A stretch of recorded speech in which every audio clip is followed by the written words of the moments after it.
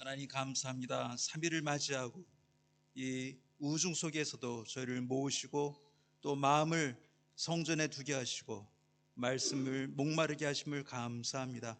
이 예배도 주 앞에 아름답게 드려지는 예배 되게 하시고 저에게 은혜가 충만하게 하여 주옵소서. 예수님의 이름으로 기도하옵나이다. 아멘. 찬송가 270장 같이 부르시겠습니다.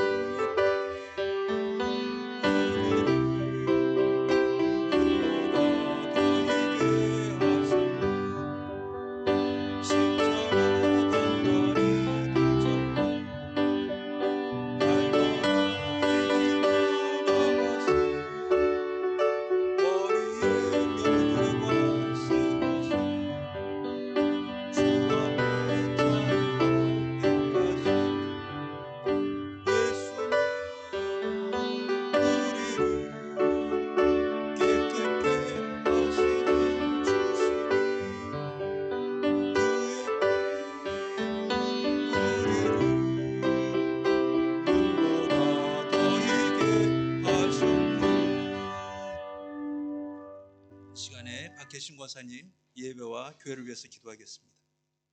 사랑하는 하나님 아버지 감사합니다. 오늘도 주님 앞에 나와 예배 드리게 하시니 감사합니다. 예배가 주님의 말씀이 더 가까이 가는 시간이 되기를 기도합니다. 우리 한인교회 위해서 기도합니다. 우리 교회 성도님들 한 명 한 명 주님의 사랑을 매일 느끼며 하나님의 보호하심을 체험하며 하루 건강하게 행복하게 살아가는 우리 모든 교인들 성도님들 되기를 기도합니다. 하나님, 성도님들 가운데 몸이 안 좋아서 고생하시는 성도님들 있습니다. 하나님께서 하루빨리 낫게 하여 주시옵시고 큰 고통 없이 회복되게 하여 주시옵소서. 우리 교회 기억하여 주시옵시고 힘든 시기에 가운데서도 잘 버티고 믿음이 더욱 성장하고 튼튼한 교회가 되기를 기도합니다. 이 예배 위해서 기도합니다. 하나님, 우리에게 하시고자 하는 말씀을 잘 깨닫고 묵상하고 우리의 삶의 실천해 나가는 이 시간 되기를 기도합니다. 이 모든 말씀을 주님께 맡기며 예수님의 이름으로 기도했습니다. 아멘. 아멘. 감사합니다. 오늘 하나님 우리에게 주시는 말씀 아하가서 5장 9절에서 16절까지 같이 보시겠습니다. 아하가서 5장 9절에서 16절입니다. 성경 964페이지에 있습니다. 권사님 여기 에어컨 좀 켜주시겠습니까?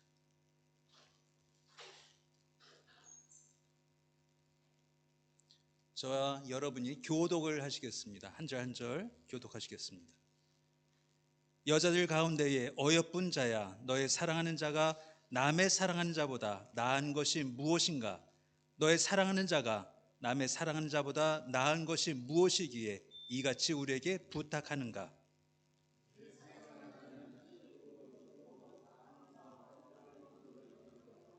머리는 순금 같고 머리털은 고불고불하고 까마귀 같이 검구나.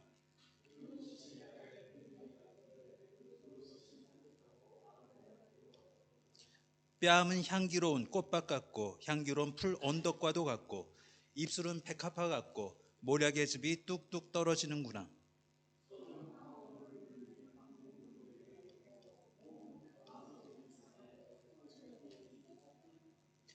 다리는 순금 받침에 세운 화반석 기둥 같고 생김새는 레바논 같으며 백향목처럼 보기 좋고 입은 심이 달콤하니 그 전체가 사랑스럽구나.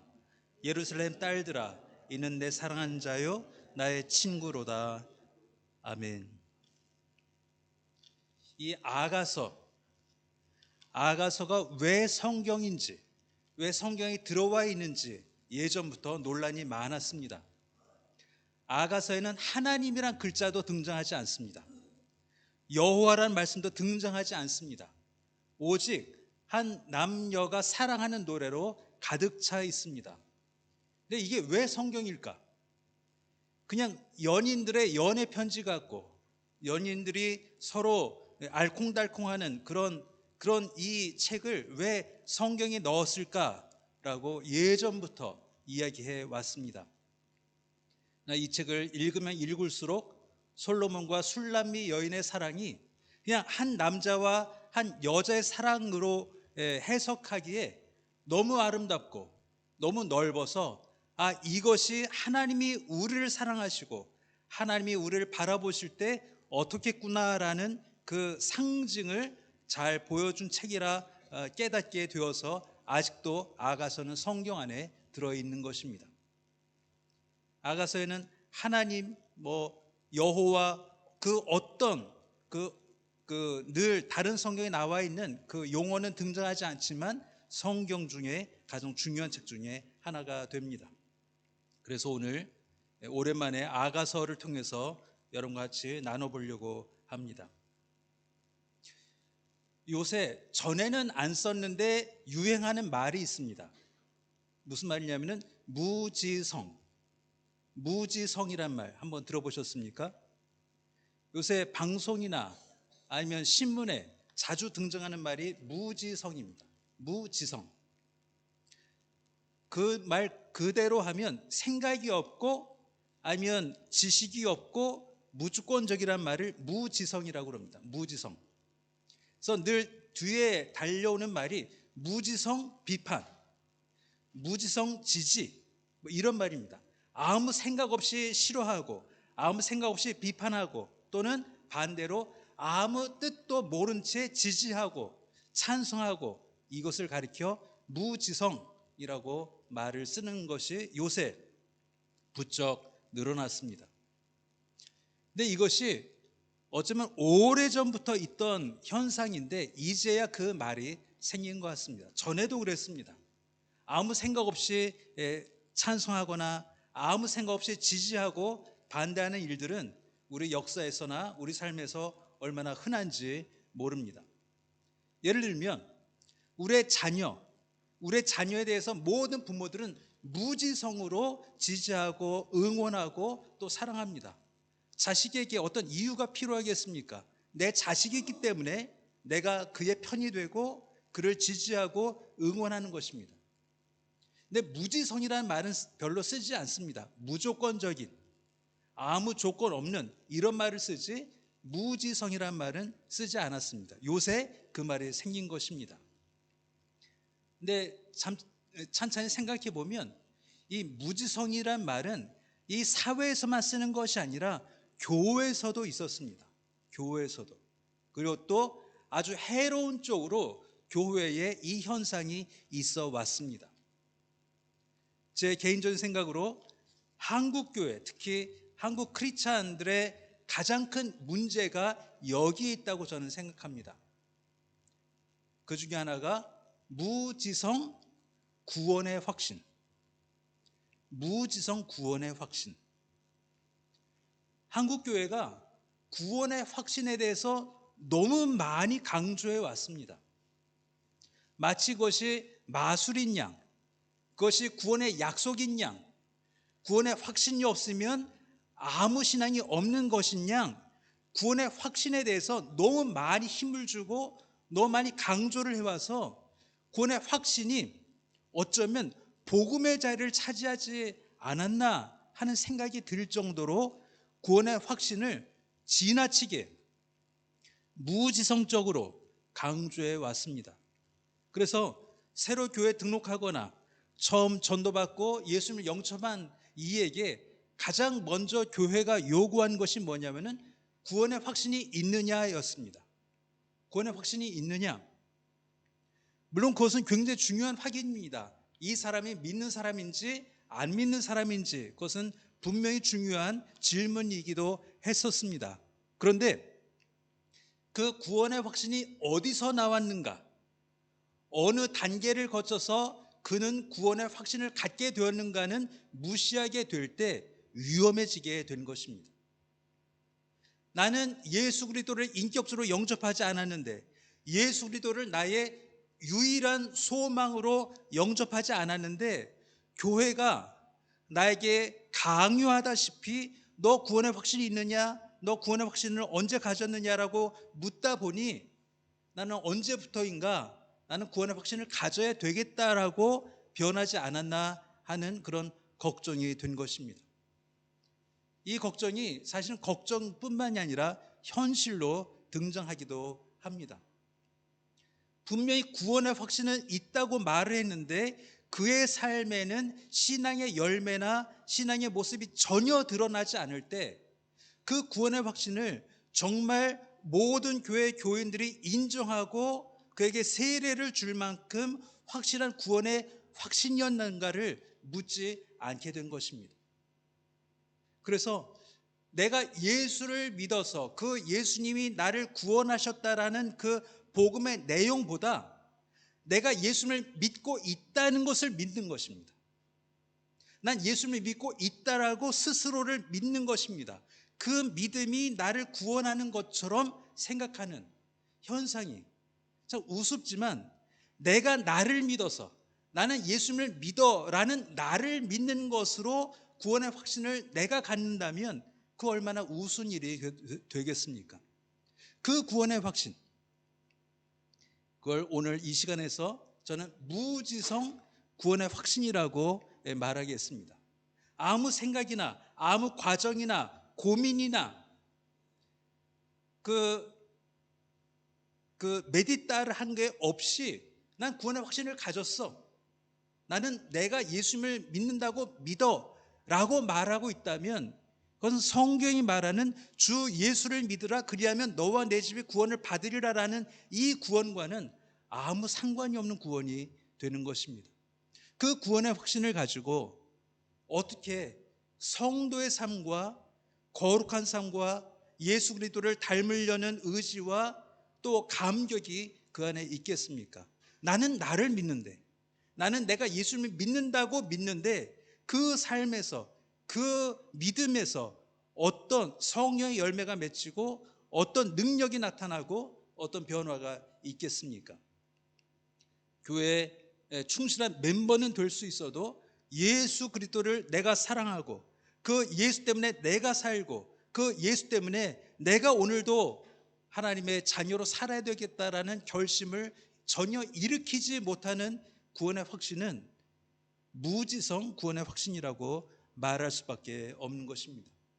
그러니까 교회가 어떤 시련을 만날 때, 이단의 공격을 만날 때, 아니면 이 사회에서 기독교가 어떤 박해의 때를 만나면 우수수하고 수많은 사람들이 교회를 떠나가게 되는 것입니다. 왜? 나는 예수를 근거한 구원의 확신을 가진 적이 없기 때문입니다. 나는 나를 믿어왔지. 나는 내가 예수를 믿는다는 그 믿음으로 교회를 다녔지 성경에 나타난 그 하나님의 아들, 성경에 나타난 그 하나님의 위대하심과 또 무한하신 그 하나님의 성품을 믿는 믿음에는 이르지 못하는 성도들이, 교인들이 많다는 것입니다. 이것이 얼마나 교회에 많은 피해를 입혀왔습니까? 믿지 않는 자가, 예수를 믿지 않는 자가 교회에 들어와 있고, 그 믿지 않는 자들의 숫자가 너무 많아지고, 그 예수 믿지 않는 자들의 힘이 교회를 좌지우지하는 교회가 세상에 얼마나 많습니까? 그래서 교회가 교회인지 클럽인지 아니면 정치 집단인지 아무것도 구별되지 않는 사회가 또 시대가 된 것을, 이 가장 큰 원인을 무지성 구원의 확신이라고 저는 믿습니다.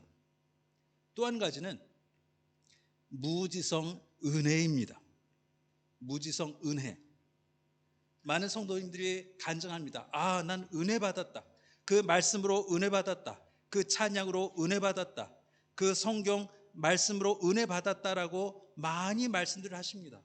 매주마다 그런 분들은 있습니다. 근데 그 은혜가 정말 은혜인지, 아니면 내 귀에 내가 듣기 좋은 말을 들었기 때문에, 아니면 내 마음에 뭉클한 이야기였기 때문에 난 은혜 받았다고 이야기하는 것인지 구별할 수가 없습니다. 정말 은혜 받았다면 그 말씀으로, 그 설교로, 그 성경 묵상으로, 그 찬송으로 은혜를 받았다면 그는 어제와 달라야 하기 때문입니다. 어제와 전혀 다르지 않은데, 지난주와 전혀 다르지 않은데, 작년과도 전혀 다르지 않은데 내가 오늘 은혜 받은 그 증거를 어디서 찾을 수 있겠습니까?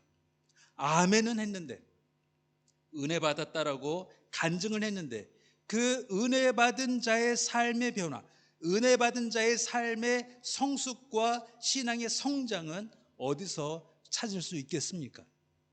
그것을 찾을 수 없다면, 전혀 찾을 수 없다면, 내가 은혜 받았다라는 그 말을 진심으로 은혜 받은 것인지, 아니면 무지성으로 말하고 있는 난 은혜 받았다라고 말하는 것인지를 구별할 수 없다는 것입니다.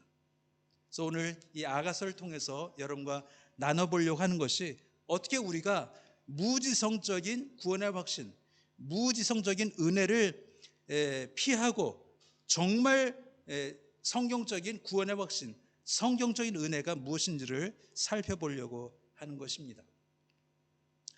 오늘 9절부터 16절에 보면 술람미 여인이 그 예루살렘의 여인들에게 찾는 질문이 나옵니다.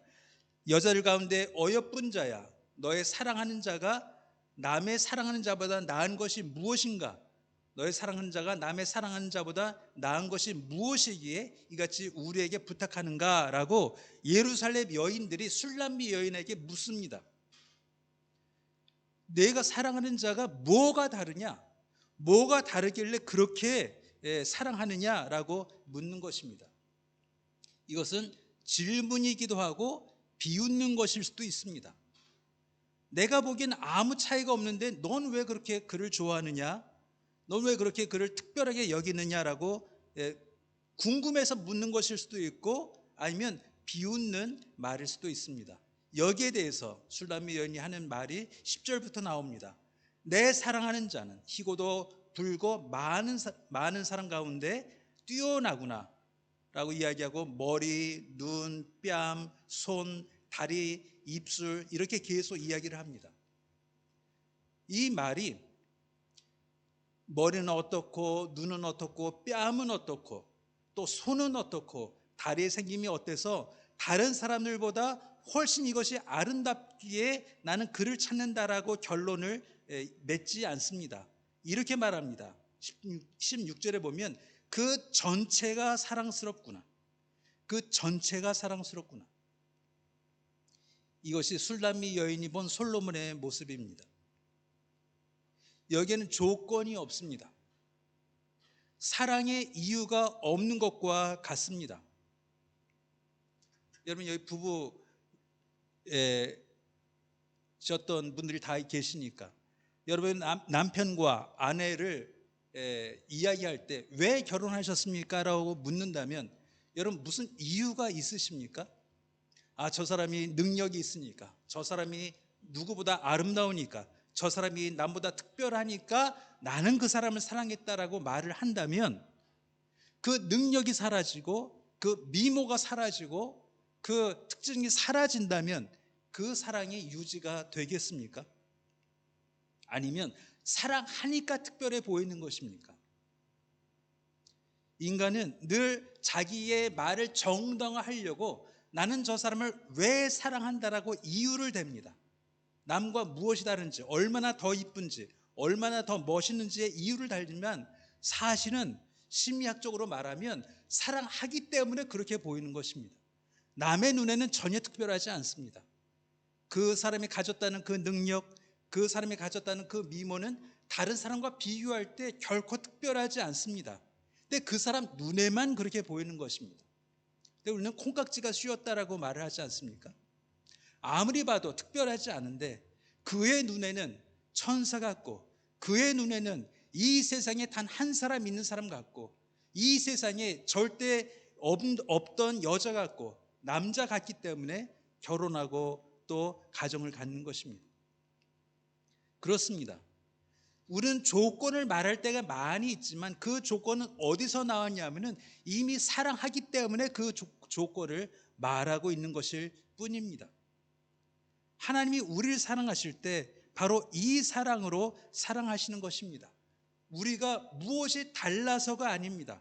우리 교회가 특별하기 때문에, 우리 교회가 더 낫기 때문에, 나라는 그 인간이 더 남보다 특별하고 더 사랑받을 만하고 더 하나님의 특별한 은총이 있기 때문이가 아니고, 우리를 사랑하니까, 우리 교회를 사랑하니까 하나님이 우리를 특별하게 보시는 것입니다. 이 사랑을 깨닫지 않으면 우리는 구원의 확신이 불안해집니다. 내 열심이 옛날 같지 않으면 어떡하나? 내 신앙이 옛날 같지 않으면 어떡하나? 내가 옛날처럼 기도하지 않으면 어떡하나? 우리 교회가 옛날처럼 크지 않으면 어떡하나? 우리 교회가 옛날처럼 선교사를 많이 보내지 않으면 어떡하나? 하는 그런 걱정. 내가 가진 조건으로 하나님이 나를 사랑한 것 같지만 그 조건을 잃어버리게 되는 날에는 내 구원이나 우리 교회를 쓰시는 그 하나님의 능력이 사라지지 않을까 하는 걱정을 우리는 얼마나 많이 합니까? 이것이 아가서에서 우리가 해답을 찾을 수 있습니다. 그 술람이 여인의 말이 전체가 사랑스럽구나 라는 말로 하나님이 우리를 향하신 사랑을 인간의 언어로 우리가 알아들을 수 있습니다. 전체가 사랑스럽구나. 하나님이 우리를 사랑하시는 것은 어떤 조건, 그 조건이 있을 때만 우리의 영성과 우리의 하나님에 대한 충성과 우리가 신앙의 어느 레벨에 이르러서야 하나님이 사랑하시고, 그것에 이르지 못하면 그 사랑이 끝나가는, 그 사랑을 포기하실 수도 있는 그런 불안하고 안정되지 않은 그런 사랑이 아니라, 아무리 우리가 못나고 아무리 넘어지고 실패하고 마치 믿지 않는 자처럼 살았다 하더라도 하나님의 눈에는 우리의 뺨은 이렇고 우리의 눈은 이렇고 우리의 손은 이렇고 우리의 다리는 이렇다는 그 시각은 변하지 않는다는 그 지식 안에서, 그 감격 안에서, 그 확신 안에서 우리는 구원의 확신을 갖게 되는 것입니다. 내가 지금보다 못날지라도, 지금의 능력이 없어질지라도, 지금 같은 뜨거움이 없을지라도, 지금 같은 충성됨이 없을지라도, 지금 같은 그 어떤 조건이 없을지라도 하나님이 나를 사랑하시는 그 사랑은 절대로 이 세상이 끝나는 날까지 그치지 않을 거라고 확신하는 것이, 이 근거가 우리의 구원의 확신이 되어야 하는 것입니다.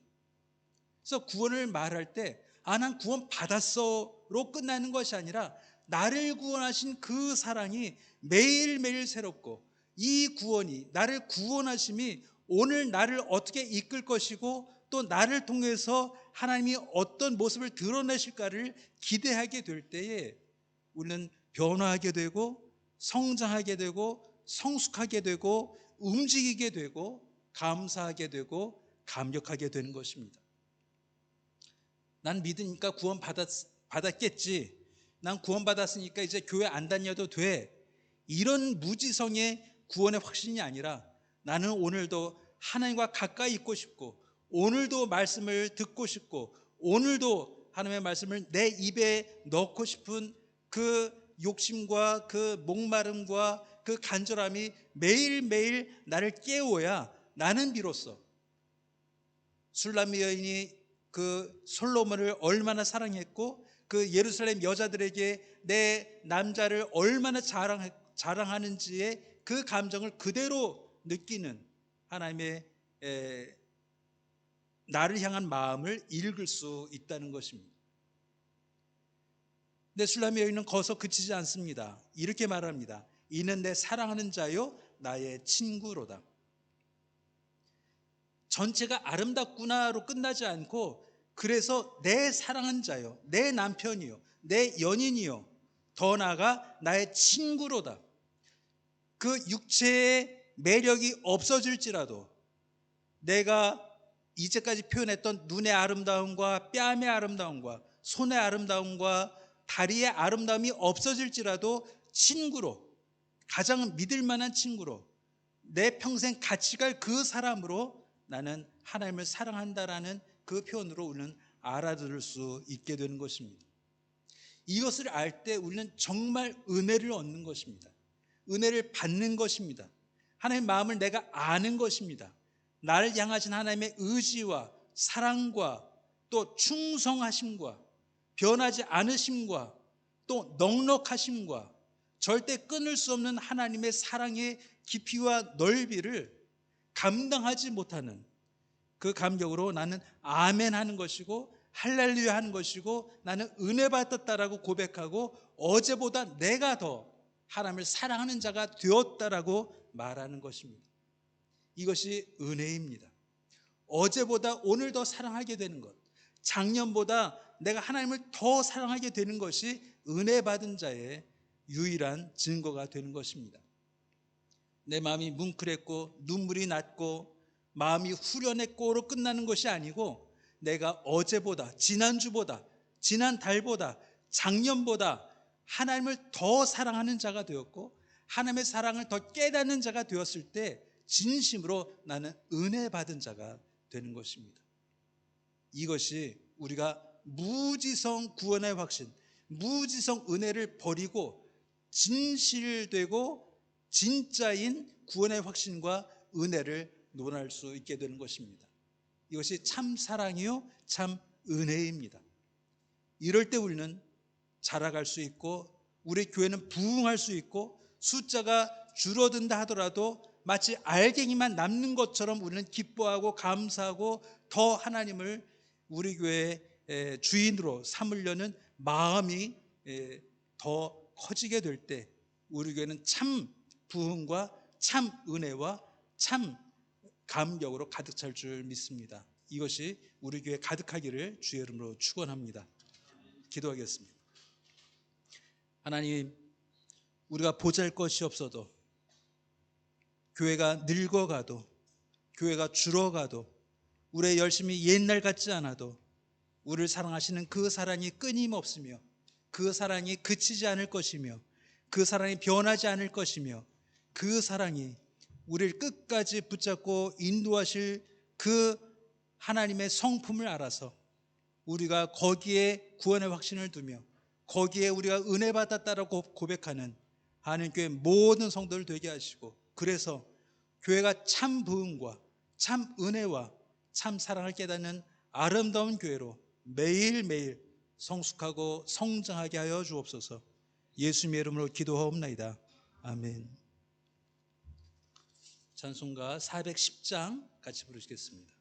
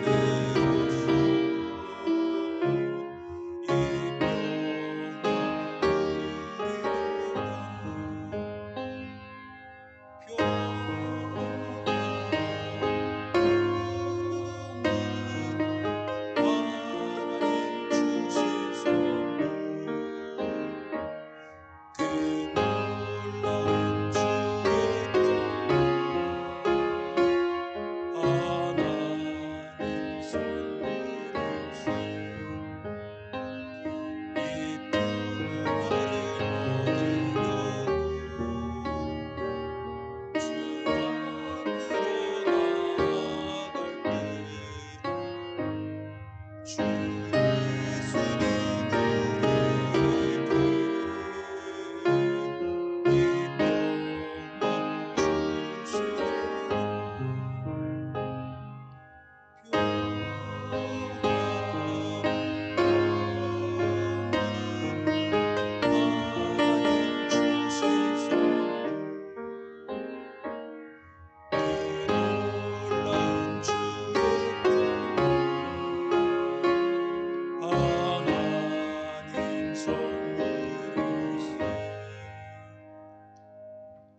주님 가르쳐 주신 기도로 예배를 마치겠습니다. 하늘에 계신 우리 아버지여, 이름이 거룩히 여김을 받으시오며 나라의 임하옵시며 뜻이 하늘에서 이룬 것 같이 땅에서도 이루어지이다. 오늘날 우리에게 일용하실 주옵시고 우리가 우리에게 죄인 자를 사하여 준 것 같이 우리의 죄를 사하여 주옵시고 우리를 시험에 들게 하지 말게 하옵시고 다만 악에서 구하옵소서. 대개 나라와 권세와 영광이 아버지께 영원히 있사옵나이다. 아멘.